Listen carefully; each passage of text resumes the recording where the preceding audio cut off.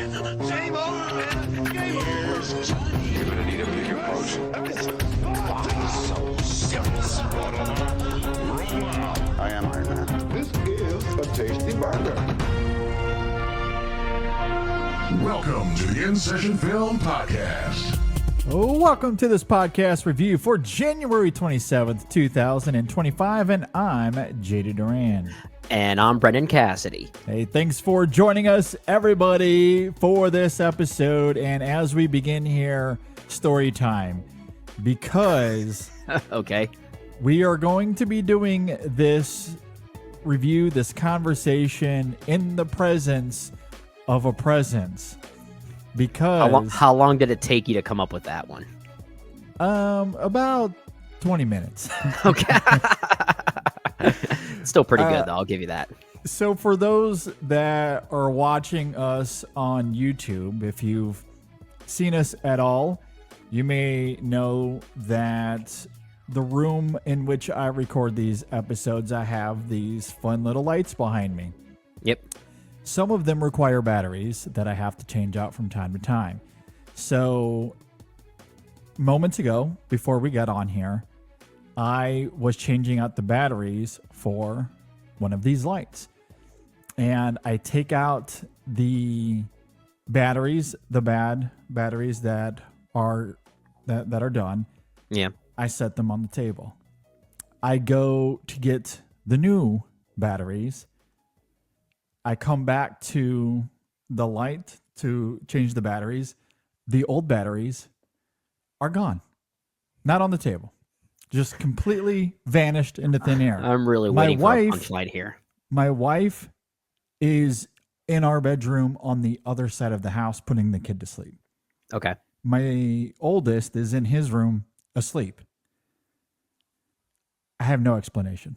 Where's your that dog? It is the ghost. And look, it's a running gag in our household that we do have one because weird shit like this happens semi-often. Jeez, It I am does. just, JD, the whole point of this format that we have, that we're on video now, is that it allows us to actually talk to each other.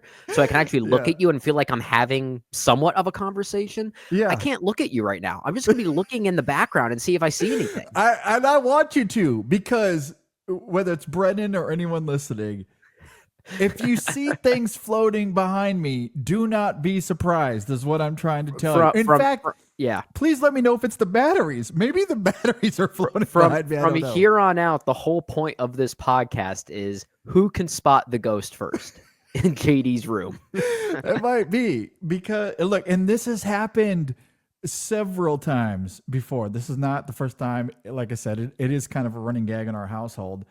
And it's just funny to me. It's serendipitous that this happens moments before we get on here to talk about Soderbergh's new film Presence. Oh, this entity knows what we're talking about. Yeah, clearly it knew ahead of time. And I don't know if I should take that, given what Presence is about. That's just kind of disturbing. I don't know. It honestly sounds a lot like whatever presence you have in your house, if there is one. This one sounds more mischievous than anything else. And it could be that. Yeah. Yeah. I'm hoping that it is the first half of Presence and not the back half of the film. For reasons we'll get into. That'll make more sense when we talk about it. Yeah. But the mischievousness of it, and look, to this point, that's all that it's been. It's like things missing, Like little household objects that just kind of household randomly items. disappear. Yeah, the remote disappears for 3 days and then reappears on the coffee table suddenly. Things like that. It could be, it could be Arietti. Could be the secret world of Arietti. It could be that. I'm not ruling anything out at this point. You have some little borrowers walking around your house. Yeah, I just thought that was so strange because there is a scene in Presence where this literally happens.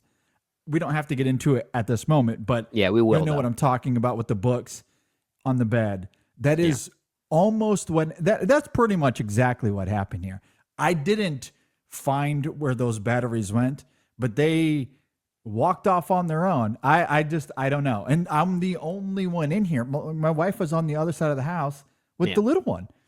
So like it very objectively wasn't her. I don't know what happened, but they're gone. I don't know where they are. Maybe I'll find them in another week. I'm not Who even looking knows? at you anymore. I'm spying on that background right now. Yeah, please do, because I don't. Who knows what's going to be happening during this Maybe I can be your conversation. ghost whisperer. Yeah. And anyway, I am excited here to talk about Steven Soderbergh. We've talked about Soderbergh quite a bit over the years. We are Oh, yeah. fans of his work, and he loves to do things like this.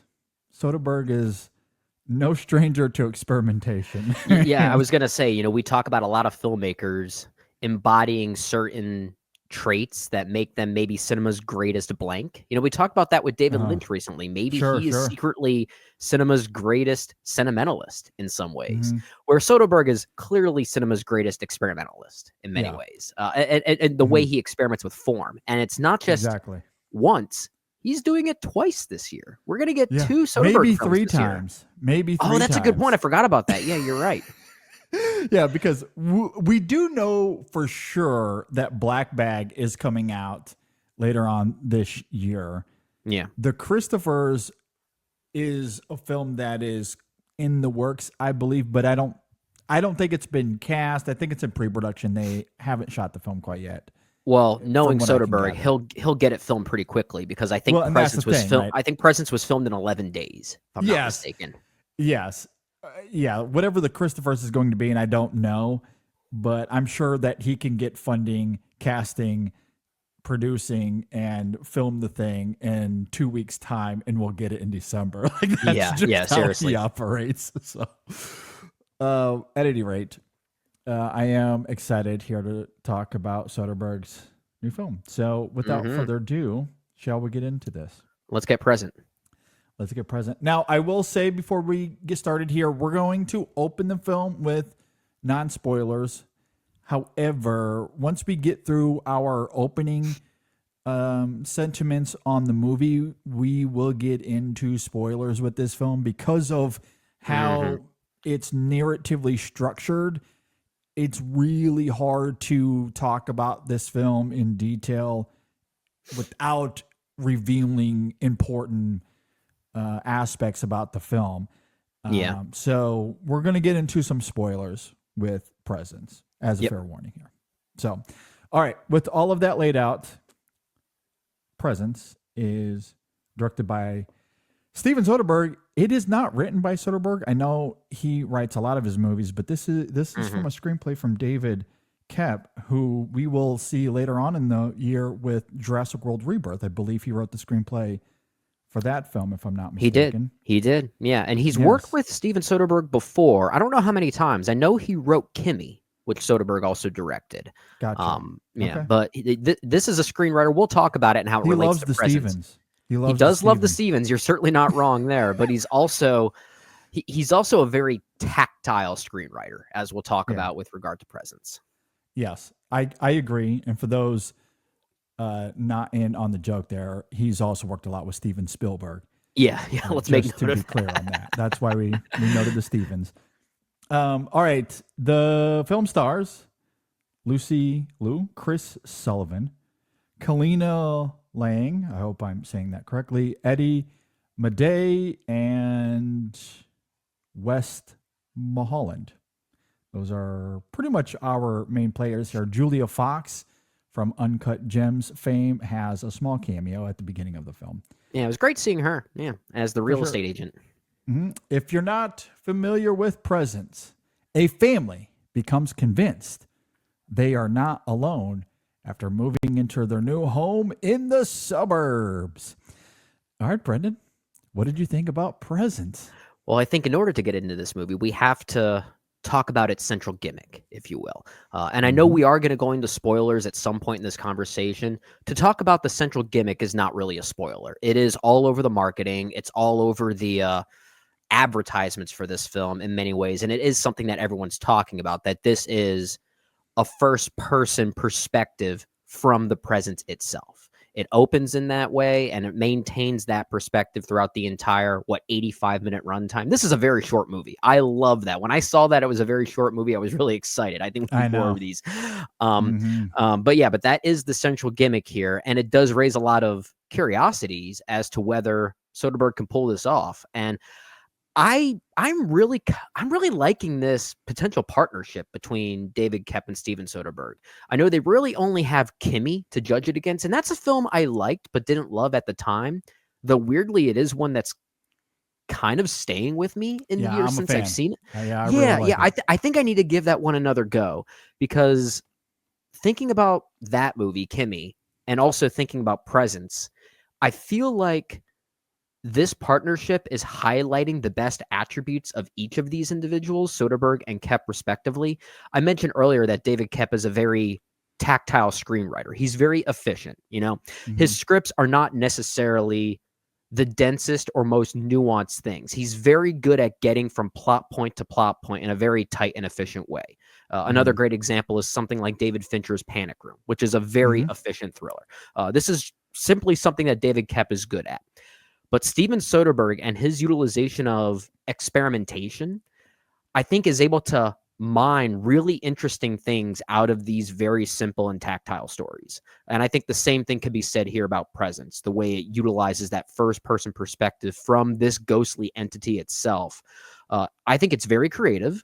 And I think where it ends up going in the end, which we won't talk about yet, I think does a really interesting thing flipping the script of what many ghost movies have done over the past few years. I think it goes into a direction that's pretty new. At least I can't think of another example to compare it to. And Mm. I know a lot of people have said this movie is not just incredibly frightening, but also devastating by the end. I wouldn't say I was scared by this movie, but the final maybe like 2 minutes, really, maybe even 30 seconds, really, leaves an impression that really haunted me and moved me in a way that I can't really Mm. explain. It really Sure. sticks the landing in a way that makes this potentially one of my favorite forms of experimentation from Soderbergh in the last few years. I don't know if it's one of his best films, but certainly one of his most fascinating experiments of the decade, I Mm. think, or even of the past 10 years, really. I think Mhm. it's really quite something. Yep. Soderbergh continues to be one of the more fascinating directors working today. I am with you wholeheartedly. I absolutely love how he plays with the form here. It's reminiscent in some ways of something like David Lowery's A Ghost Story or Yeah. Alejandro Amenabar's The Others, and how the Hmm. perspective of the film is from the ghost point of view, as you laid out there. Sure. However, as you also noted, it's not from a third person Hmm. perspective. The camera work here is weirdly closer to Nickel Boys than those aforementioned It's ghost like, what if stories. Nickel Boys, but dead? Exactly. It's told entirely in the first person with the camera acting as the presence itself. There are no Yeah. alternating viewpoints like in Nickel Boys.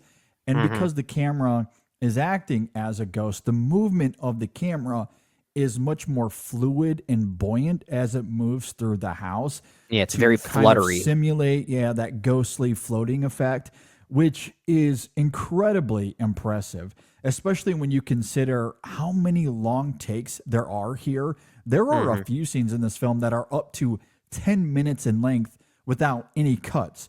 And Hmm. Soderbergh has discussed in interviews that he did not cheat here.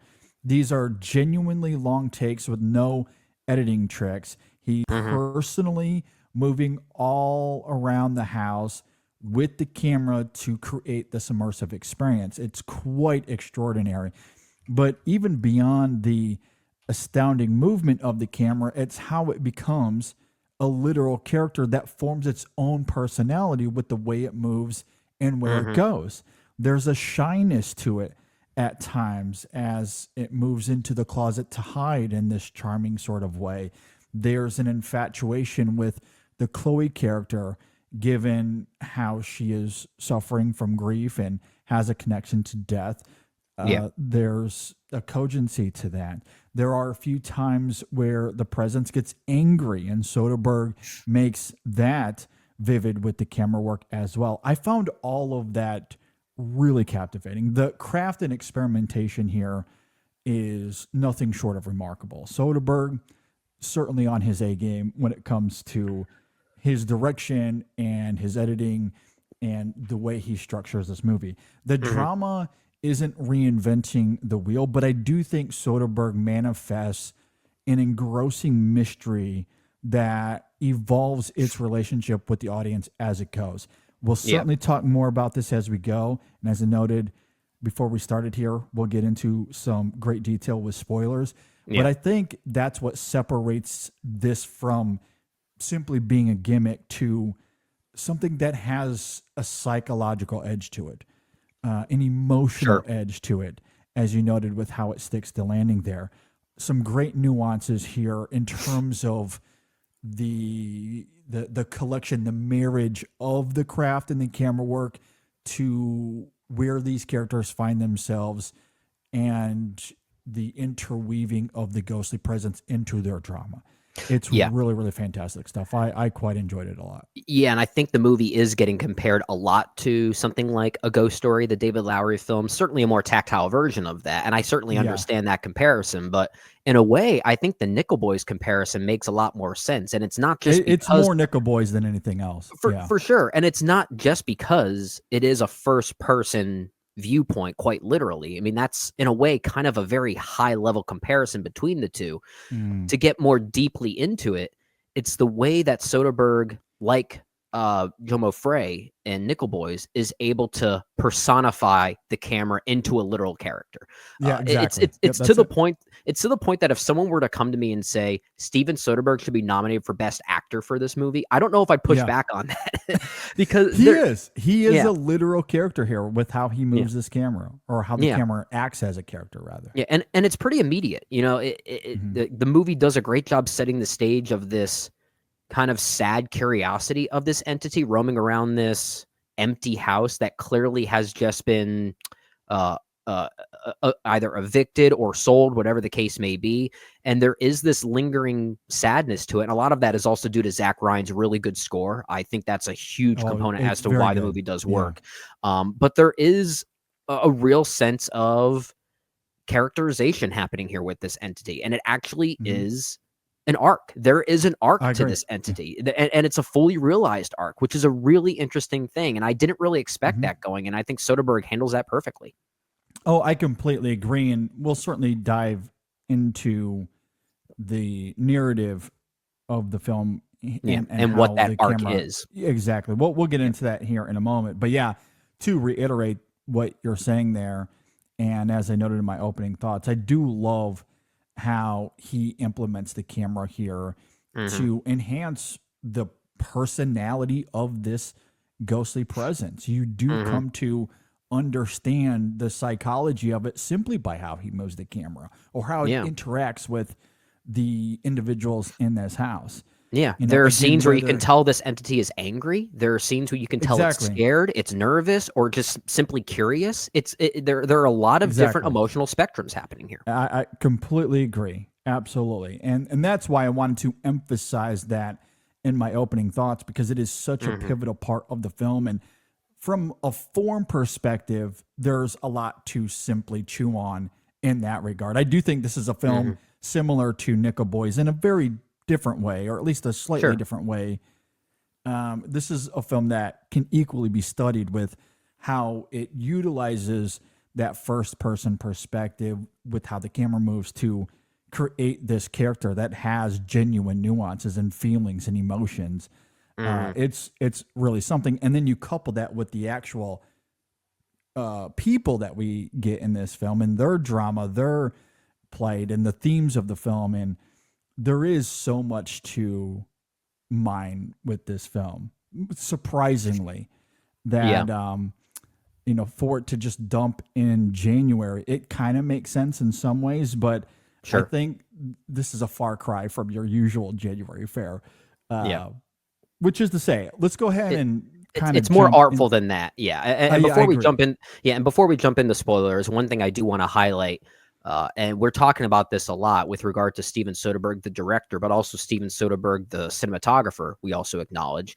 Let's also acknowledge Steven Soderbergh, the editor, because he's also editing this film. And I think the editing, you may have made a point about the editing already, and I do agree with you, that it is a very well-edited film. One of my favorite aspects of it is how each scene is a cut to black for what feels like a few seconds, what actually is a few seconds before the next scene starts. So it actually creates this sort of uncertainty around what time is, There's a weird like non-linear. I mean, it's linear, but it doesn't feel linear all the time. It actually feels like there are very rapid time jumps happening, which is, as we'll talk about, very purposeful. And it does feel like you're getting lost in time in many ways. And you know who was also really good at that? David Lynch. Well, yeah, that's true. Yeah, David Lynch. You know, we've been watching a lot of David Lynch because of. Oh yeah, we're gonna have to do an episode on him. We're gonna do a retrospective on David Lynch, but I've been watching all of his films over the last week and a half, and he does that a lot as well. He does. David Lynch was the king of that. At any rate, that is to say, I completely agree, but it reminded me a lot of Lynch. when you were talking about that. Yeah. Good movie. Very good movie. This is a hard movie to talk about without getting into spoilers. I feel like our actual review would end here and say, and that's it. I mean, I don't know if I don't know if it's for everybody. Some people who are going to see this who are hoping for a more traditional horror film are certainly going to be disappointed. I wouldn't call this film scary by comparison to even other ghost stories. But if you're curious about form and how film can take advantage of new formal approaches with regard to this type of storytelling, then I think you'll be impressed. Yeah, I think this is closer to, in terms of tone anyway, it's closer to David Lowery's A Ghost Story than it is a conventional horror film. There are moments of visceral tension here, but it's very far and few in between. This is more about the emotional and psychological underbelly of these characters and what's happening, similar to Lowery's film. So the trailer is very misleading in that regard. If you have seen the trailer, it's nothing like what the actual movie is. So I agree. It's definitely not a very well marketed film in that way. It's definitely selling a different movie, I feel like. I agree. Let's go ahead and dive into spoilers here, because I do want to talk about the story and the evolving nature of it. One of the more compelling questions that this film raises, and again, spoilers in case you did not hear me. I want to be crystal clear because I'm jumping right into it here. Yeah, there are at least two major surprises here that we want people to not know about going in. Yeah. So one of the more compelling questions that this film raises revolves around the identity of this presence. Who is this ghost? What relationship do they have to this family? If any. I love how Soderbergh leaves us these different clues throughout, only for the film to give us more information that may or may not change how we see this mystery unfolding. Specifically, we get to a moment where there's a reference from this medium that visits the family where she talks about time and that the presence could be trapped before or after its timeline. Later on, she exclaims that it's there to, quote unquote, prevent a future event that's tied to some window that doesn't open. Something that isn't very clear in the moment, but in hindsight, when it's all revealed at the end, it makes a lot more sense because it's revealed in the final scene that the presence has actually been the son Tyler this whole time, which explains so much of how the presence acts throughout the film. As we noted in our opening thoughts, the way it hides in the closet, especially the way he looks away as he sees his sister having sex in that one scene. I thought that was an interesting little detail there. Or even the prank that I somewhat alluded to in our opening thoughts, when he pulls her books off of the bed and puts it on the shelf, which freaks her out because she knew she left them on the bed. All of that is very indicative of who we know Tyler to be. But more vitally, as endearing as the emotional arc of this ghostly presence is, it's the central irony of Tyler that I find the most captivating. If he is there to prevent some sort of future event, there are two options at play. And given that Tyler is mostly self-absorbed, he's a bully, he lacks empathy, he's arrogant, it makes sense that the presence as Tyler, would want to save himself from falling out of the window. But as we see at the end, that is obviously not the case. In those final scenes, it becomes clear that he's there to save his sister from Ryan. And by doing so, we see Tyler crash through the window to his death. But because of the involvement of the presence, it begs the question, did the presence cause the final chain of events to unfold there, or did it simply forestall his sister's fate?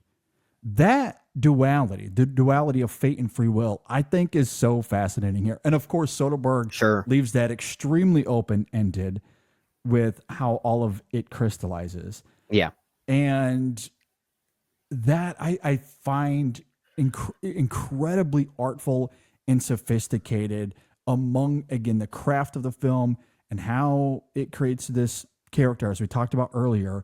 You couple that with this central paradox from a dramatic and emotional perspective, and I'm sitting there walking out of the theater going, that could end up being one of the best surprises or overlooked movies of the year. Like, I think there's genuinely a lot happening here, and I don't think it's going to get the credit it deserves. I think it's one of the best endings to a Soderbergh film, if I'm being honest. It's really, really good, yeah. And this is someone that knows how to stick the landing in all of his films. But this is one I think I'm going to be thinking about a lot for a lot of the reasons that you're talking about. And any movie that's going to mess with time in that way is going to find it's going to find itself within that kind of paradox, right?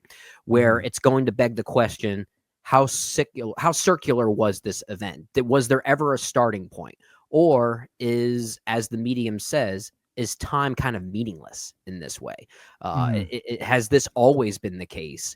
And maybe this is a new starting point of a redemption arc for Tyler as an otherworldly being now, right?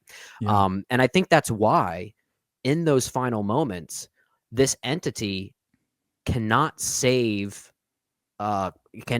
his sister Chloe himself or itself at that point, because we see earlier in the film when Ryan tries to drug her that the entity is able to knock the glass over to prevent it from ever happening, which begs the question, why couldn't the entity do something similar in the end of the movie? And it's because that's not the arc that this entity needed to move on to the next world. And there's probably physical limitations as well. The film doesn't really explore that, but the first time the glass is on the edge of the end table there, which Ryan does allude to, right? He says, "Oh, I think I put the glass too close to the edge." Yeah. Which I think is kind of purposeful. Like, I think that's incisive writing there to allude that, okay, this could be circumstantial. There are other aspects, like when you see Ryan put in the drugs into the glass there at the end of the film, that's not really easy for the ghost to do. Or even when we see Ryan have Chloe on the bed, he is trying to do something physical, can't do anything because it's a ghost. So there are physical limitations. There are physical that limitations. The film does demonstrate. Yeah, there are physical limitations for sure, although there are other instances when the ghost is able to, I guess, blow on Chloe's face and freak her out. Maybe it could have done something like that to intervene in those final moments. It could have blown on Ryan and he would have been like, what the hell was that? yeah, it's a weird thing to say, but but even so, I think the movie is aware of those more practical limitations because it recognizes that the redemption arc needs to come a certain way. And it comes from Tyler himself, living Tyler, being the one to intervene. And I think what's interesting and where these questions that you're talking about become even more provocative is, when does this entity, this presence, recognize who he has been this whole time? When does he find that out? Is it in that moment? Is it before? Is it after, at the very end? When does that recognition happen? When are they allowed to cross over, when they realize who they've been and what they were there for in the first place? That's left unclear for us. It's possible that that moment of intervention between this presence and waking up Tyler to intervene in the real world, that could have been that moment of recognition of, oh, this is why I've been here. So like that, it's a really interesting way that the other side, if you will, the literal other side, is able to manipulate time in an almost godlike way. And I almost found like the religious subtext here really interesting too. It's a very powerful movie. And it does end in a very spiritual, transcendent kind of way to complement that idea.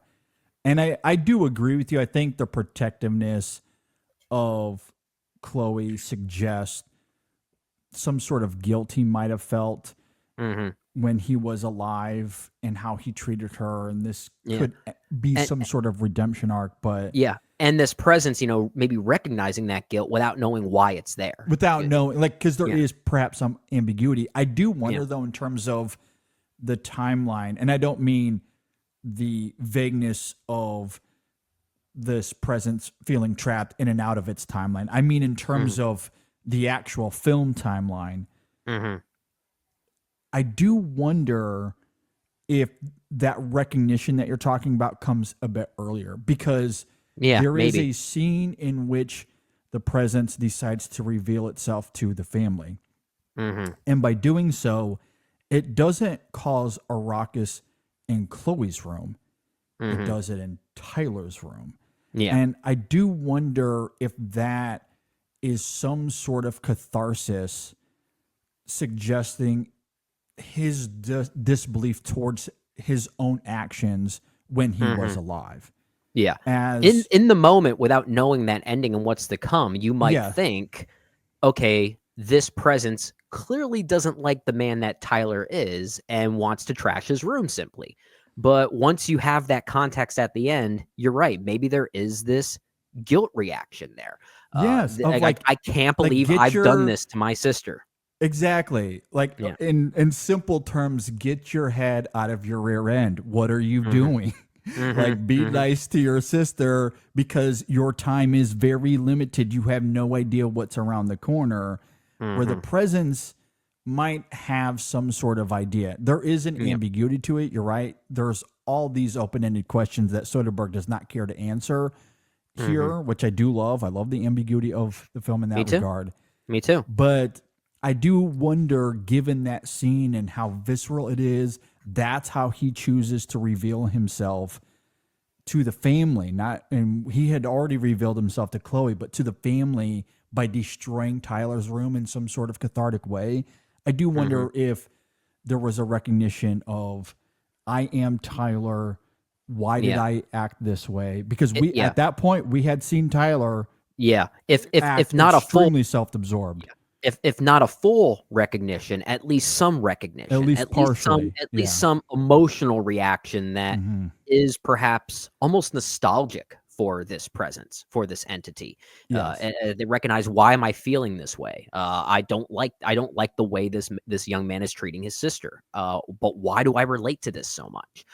Or as you said, maybe that is the turning point for this entity. Maybe that is where the redemption where the redemption arc ultimately starts.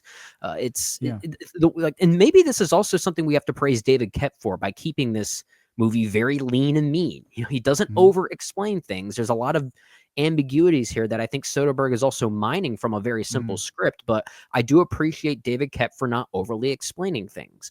There's really only one thing that does very heavily explain something to us. It's the other reveal we haven't talked about yet.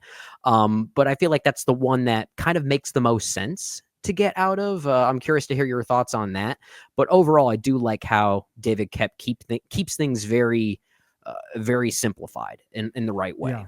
I agree. And now that we're talking about it, I do kind of wonder if the recognition from the presence point of view is almost immediate, at least to some degree. Again, we don't know where it becomes fully informed. But as I noted in my opening thoughts, from the very first scene of the film, when the presence interacts with Chloe, there is an infatuation with her. There's a tenderness toward her.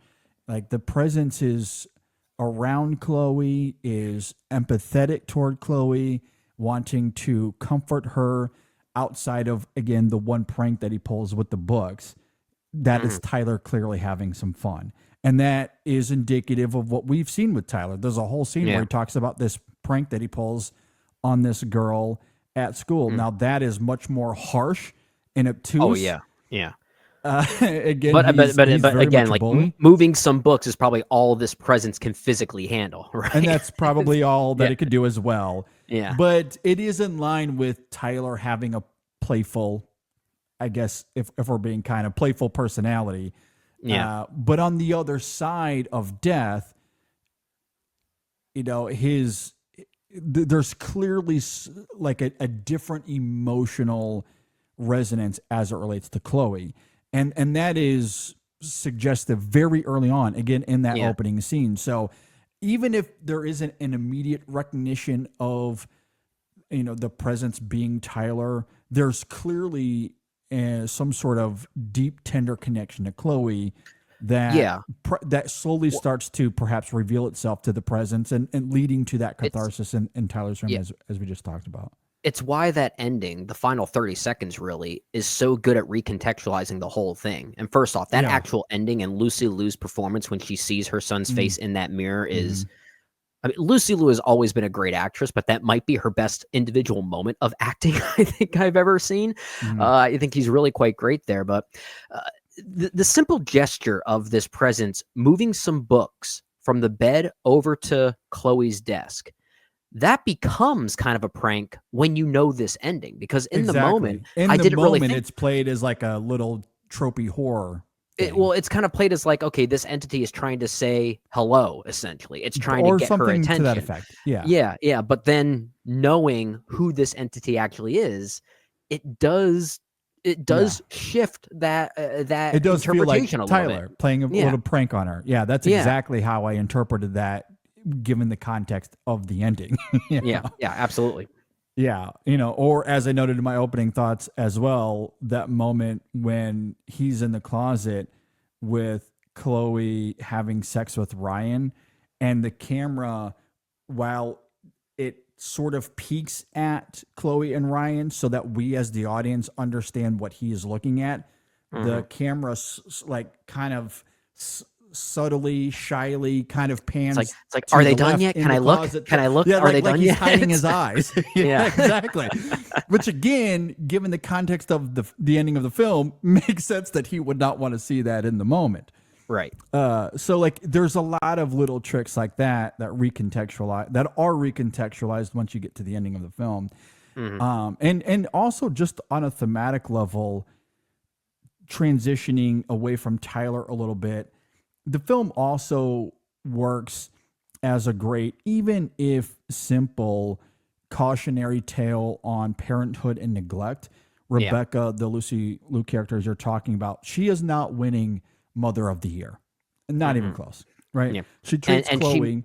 She may with even be dealing with some Well, illegal and we can get into that as well. okay. But yeah, but on a personal level, she's treating Chloe with no empathy or care. And with Tyler, you almost wonder if her love is born out of him being this star swimmer and excellent student, because she was very willing to overlook his glaring red flags as a person. Not to mention, as you were just alluding to it there as well, we find out through Chris that she might be committing some sort of financial fraud. So the regret she feels at the end, I do think it's impactful despite its transparency, perhaps pun intended. And you're right, yeah. Lucy Liu's performance in that final moment is extremely visceral and poignant. And I think the symbolism of her not just seeing her son, but her own failures in that moment there in the mirror is really, really great. It's striking. Really Deaf filmmaking there. Everyone here is really good. Chris Sullivan as Chris, the father here, is really great. Kalina Liang, Kalina Liang, who plays Chloe here, in many ways kind of feels like if anyone here were to be a lead, I feel like it's mostly funneled through her, even though it isn't her, literal perspective. Steven Soderbergh Steven Soderbergh is the lead actor of this movie, right? He is.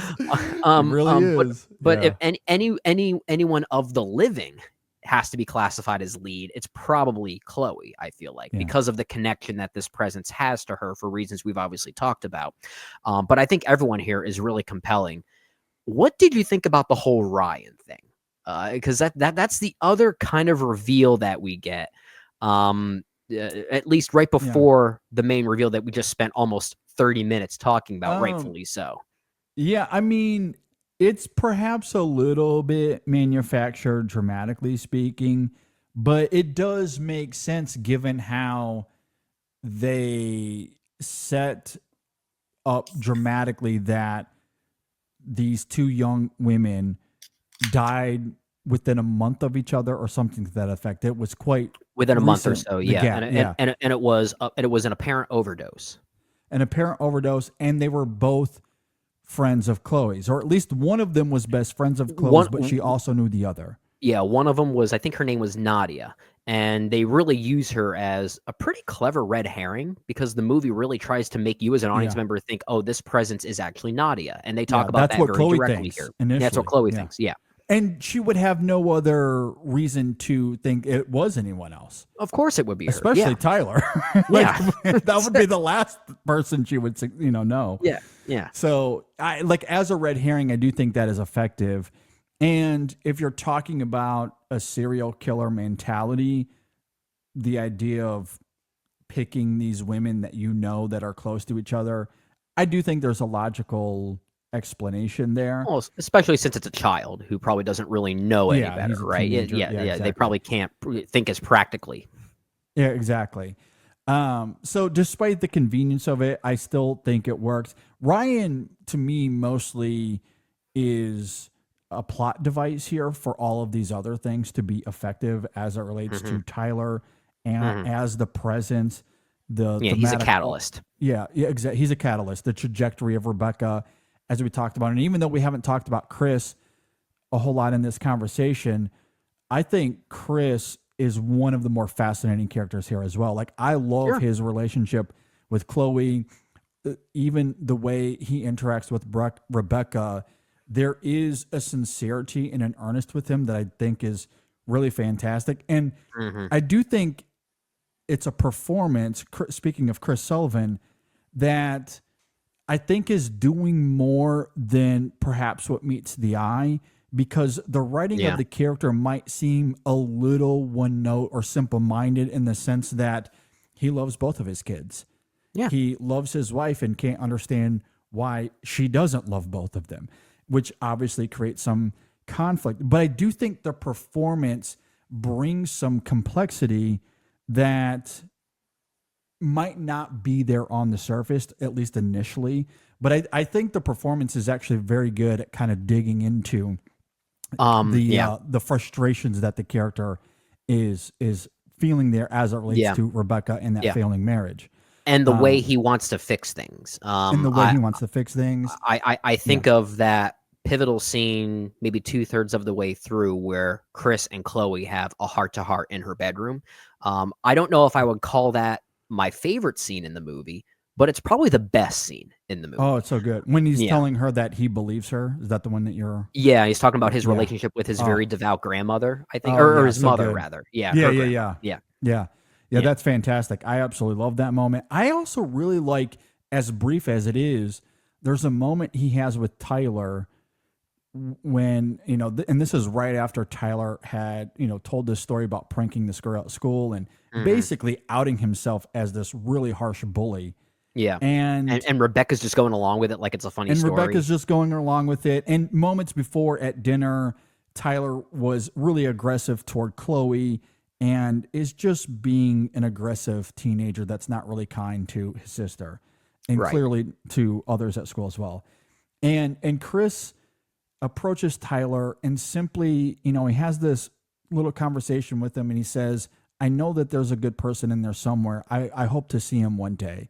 And the way he says it, he is telling his son that he's not proud of who he is at this moment in time, but he's doing it in a tender, loving way that isn't yelling and screaming and just really coming down on him. Yeah, like what do people often say is the worst thing you can hear from your father? I'm not mad, I'm just disappointed. That's basically the embodiment of that.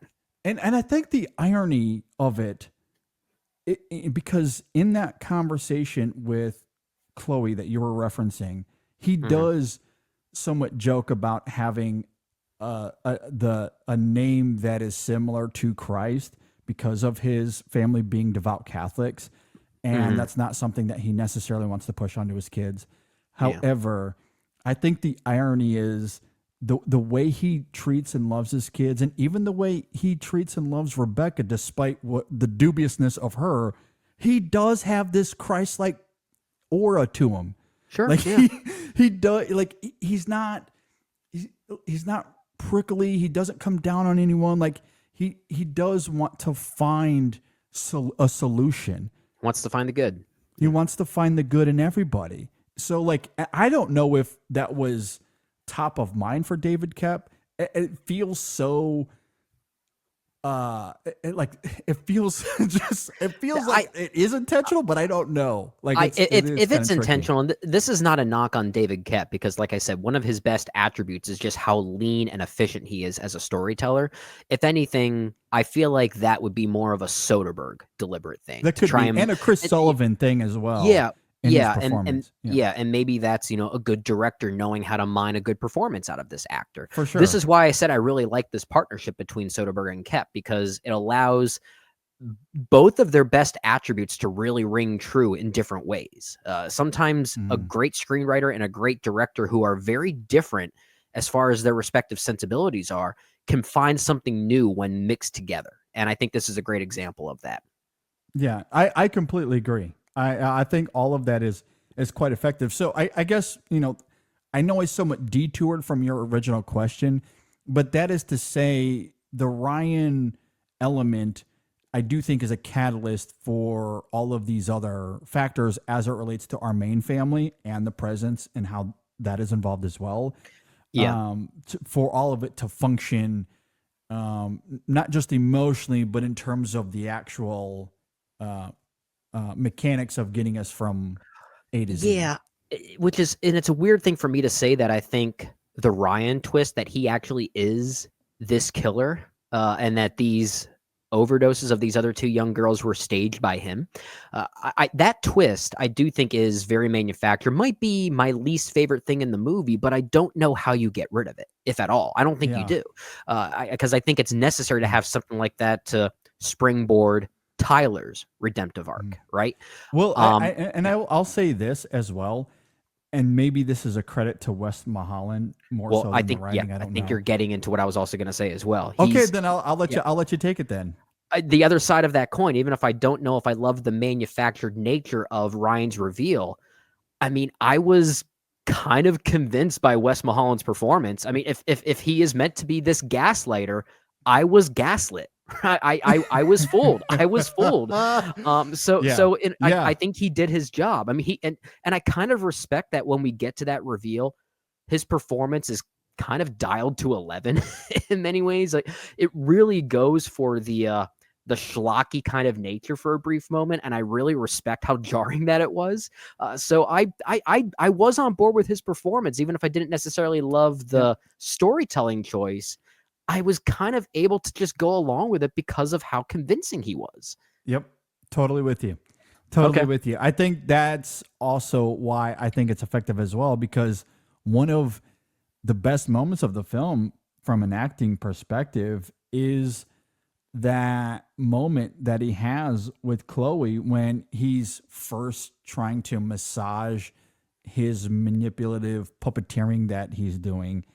And he's treating her with this tender graceness, and and he's not forcing himself sexually onto her at all. He's doing it in the right way that would convince Chloe that he's being sincere, and it clearly works with the audience as well. At least I bought it. I thought, it's kind of nice to have a decent boyfriend in a movie like this for once. I know, right? Yeah, and it's really great. And this is credit to Soderbergh as well, as a filmmaker, because when they're having that embrace and they're having this really what feels like a genuine conversation anyway, the camera, you get this great close-up on Wes Mulholland as he's talking about the loneliness of his home life and how he feels disconnected from his parents as well, and it's left him feeling kind of isolated, which he uses as an empathetic tool to bring Chloe closer to him. And you see tears coming down his face, and it feels like a sincere moment.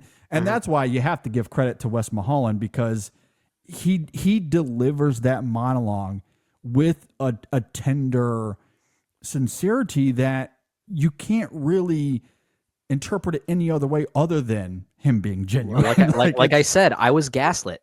I really was. So it's really great. And so yeah, you do kind of, especially when you counter him to Tyler, who is so abrasive and self-absorbed throughout the film, that it's like, okay, there's clearly a contrast between those two.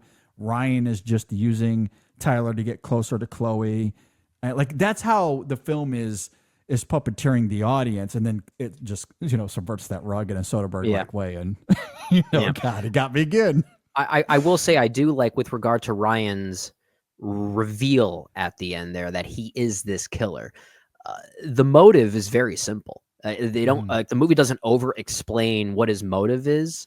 He's just simply a creepy kid that likes this crap. It's basically what it boils down to. That's all it is. That's all it is. Yeah. Nothing more, nothing less. Honestly makes it, that's why I think I like the schlocky nature of it in that moment, and his performance reflecting that, because there is something very gross about it. So it is very reflective there too. Yeah, I completely agree. So it's not overly contrived in that way. And that's ultimately why Ryan, as great as Mulholland is here, in those moments, and how convincing he is early on, the character is really just a cipher for the film's ideas on time and guilt and fate. Again, that duality we mentioned earlier between fate and free will, that I think is so compelling here. I absolutely love how the film presents that paradox here with the presence, and how that correlates to these crossroads that we have in our lives. Yeah. Is it fate? Do we have fate? Do we have free will? I don't know. Like the film is posing like these really profound questions in a very Soderbergh, almost pulpy kind of way at times. And then it just ends on this visceral, horrific note with Lucy Liu. Like, it's just great filmmaking. Like, I loved it. I like this movie. I like it a lot. Yeah. This is good. I got to look at my Soderbergh ranking to see how I feel about this one in comparison to some of his others. Yeah, because I will say, sorry to cut you off, because Soderbergh never makes the same movie twice, unless it's, even when he makes the Ocean's movies, they all feel different, right? Yeah. And of course, the Magic Mike movies all have their own individual ethos. Even though he didn't direct Magic Mike XXL, he did shoot it. So I kind of wonder if he was weirdly a ghost director on that second film. He could have been, in a way. Pun intended. Yeah. I didn't. He's even been a mean to do ghost that. director a couple of times, it turns out. Yeah, he has. Yeah, it turns out. I will say, if there is a movie to compare presence to within Soderbergh's filmography, I'd say this is probably closest to Solaris. That's exactly what I was going to say. This has a lot of Solaris all over it, and maybe that's why I really dug it too. Yeah. No, I agree. No, I immediately thought of Solaris in that way. The only thing that I would kind of nitpick here is that I don't think that the film like the marriage dynamic, that like the challenges, the prickliness of that relationship is kind of messy and unresolved in the end. It offers up these different conflicts. We noted earlier Rebecca perhaps being involved in some sort of financial fraud. That leads to absolutely nothing here. It has like there's no reason for it other than to suggest that Rebecca is kind of this dubious person, and maybe that's enough. Like it's more of a character trait than it is a plot thing. I think it's meant to just parallel her distance in a way. Yeah, like the fact that she's more. She's more dedicated to her work because of how it's keeping her. It's keeping her occupied in a very bad way, which I think trickles into her personality with her family. And I do wonder, because as you noted, this is a very tight. I think it's less than 90 minutes even. I think it's 85 minutes with credits, which means the movie itself is probably like 81 minutes. Yeah. So perhaps there were a few things on the cutting room floor that would have made a little bit more sense of that. In the end, I still think from a plotting perspective, it's unresolved and kind of messy. but it does add character to Rebecca, and it makes sense of some of the conflict between Chris and Rebecca that ultimately I still think or it has a purpose anyway. Might not all work, but it has a purpose. Like, I don't think it's completely futile. But it is a little messy.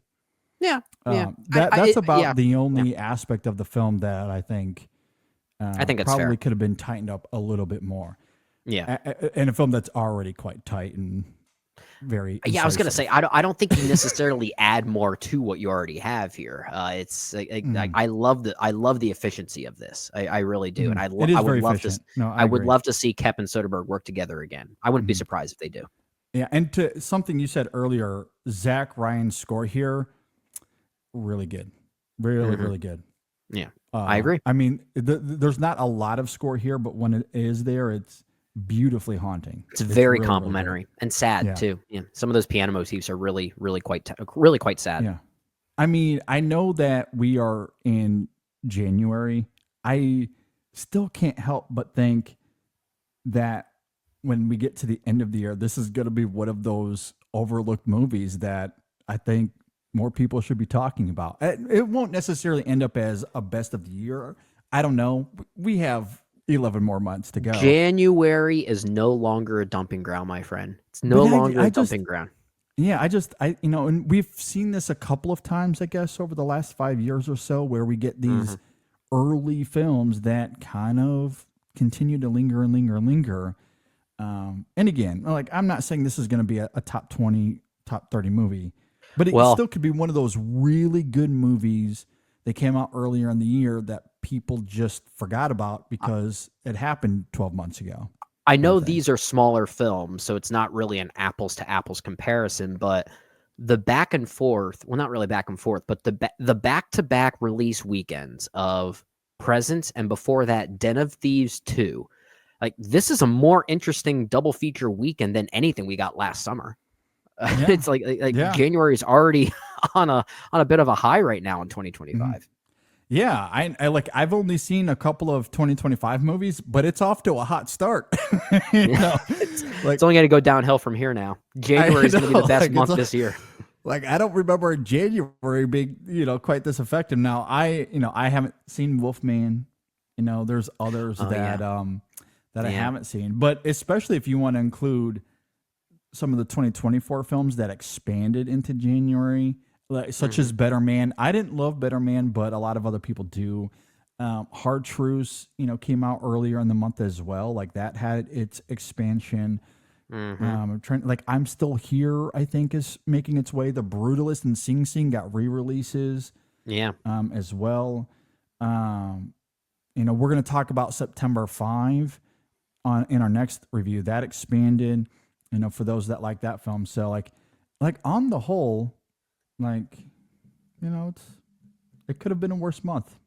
There have been worse Januaries. Let's just put it that way. Yeah, there have been Januaries that earned the distinction of being a dumping ground. This is not one of them so far. Yeah. Yeah. As far as the 2025 specific releases, obviously when awards films break out in January, it's hard to. Yeah, that doesn't really count. It's a bit of a gray area.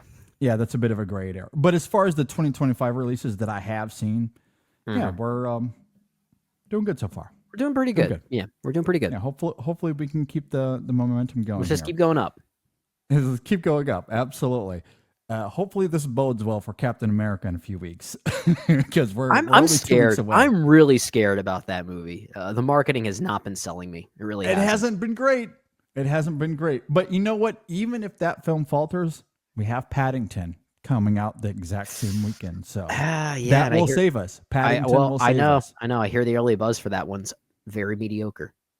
Oh, no. I think it's rocking like a 60 on Metacritic right now. Okay.